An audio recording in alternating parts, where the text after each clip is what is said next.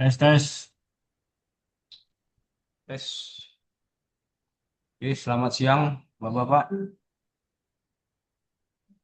Sedikit kita menjabarkan apa ya tentang kultur booster yang berjudul risk kultur atau owner mindset yang akan kita sampaikan pada tanggal Apa namanya? 4 Juli 2026. Cewek situ ya? Iya, Oke, iya, udah ya. apa itu risk kultur? Yaitu membangun owner mindset, berpikir dan bertindak seperti pemilik perusahaan. Risk kultur adalah budaya kerja di mana setiap individu sadar terhadap risiko, mampu mengenali potensi bahaya, serta mengambil tindakan yang tepat untuk mencegah kerugian bagi perusahaan. Jadi setiap orang yang bekerja di perusahaan ini ya sadar akan risiko yang akan kedepannya akan terjadi. Jadi untuk mencegahnya sama-sama kita apa mengambil tindakan. Kemudian apa itu prinsipnya? Yang pertama itu sadar terhadap risiko, peduli terhadap aset perusahaan, berani melaporkan potensi masalah, dan mengutamakan pencegahan daripada perbaikan. Contohnya seperti ya terjadi pencurian, sama-sama kita cegah di perusahaan ini agar tidak terjadi.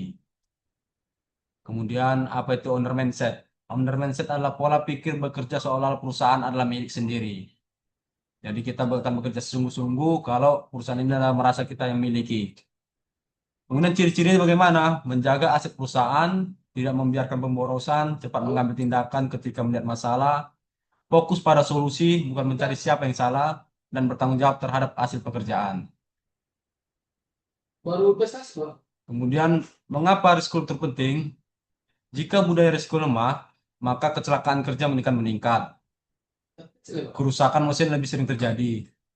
Rendemen CPU akan menurun. Biaya operasional membengkak, target produksi tidak tercapai. Sebaliknya, budaya risiko yang kuat akan meningkatkan keselamatan, kualitas, efisiensi, dan keuntungan bagi perusahaan. Apa-apa itu untuk owner mindset di PKS, yaitu tanpa owner mindset itu kebocoran oli akan terbiarkan, mesin berbunyi tidak normal tetapi tetap dijalankan, buah restan dianggap biasa, alat rusak menunggu diperbaiki orang lain. Karena kita tidak peduli dengan apa yang terjadi pada pabrik kita, pada perusahaan kita, sehingga hal-hal yang masalah besar pun dianggap masalah kecil, karena kita tidak punya tanggung jawab untuk itu. Kemudian bila kita memiliki owner mindset, maka segera melaporkan apa itu kebocorannya. Menghentikan mesin bila berpotensi rusak, memastikan TBS segera diolah, menjaga kebersihan area kerja, menghemat listrik, air, dan bahan bakar.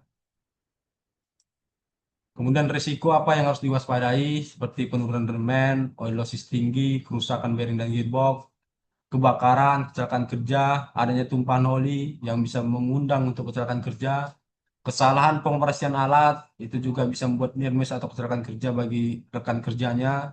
Kemudian keterlambatan preventive maintenance.